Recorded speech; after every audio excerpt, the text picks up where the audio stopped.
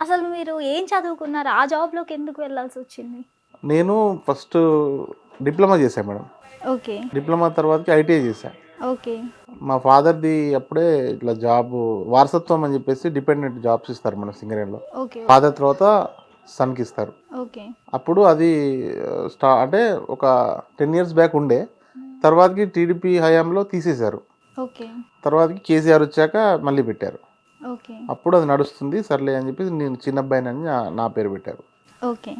అసలు మీ వీడియోస్‌కి అంత వ్యూయర్‌షిప్ ఉంది గానీ, అంతమంది ఫాలోవర్స్ లేరు కదా! లేరు మేడం. ఎందుకంటారు? అది నాకు కూడా అర్థం కావట్లేదు. మీకు అర్థం అర్థం కాదు. కావట్లేదు మేడం. వ్యూవర్షిప్, లైక్స్, షేర్స్ చాలా వస్తున్నాయి. ఫాలోవర్స్ తక్కువ వస్తున్నారు మేడం. డైలీ ఒక 300 స్టార్టింగ్లో 500, 600 వచ్చేవాళ్ళు. ఇప్పుడు 300, 400 మెంబర్స్. అది తక్కువ ఫిగర్ ఏం కాదనుకుంటున్నాను నేనైతే. ఓకే. తక్కువ డైలీ ఏం కాదు. పర్ డేకి 300, 400 ఫాలోవర్స్ అంటే తక్కువ కాదేమో అనుకుంటున్నాను నేను. చాలా మంది ఏమో మీకు ఇంకా చాలా స్పీడ్గా రావాలంటున్నారు. ఓకే. నేనైతే ఫాలోవర్స్ని డైలీ కౌంట్ చేయను మేడం. హ్మ్.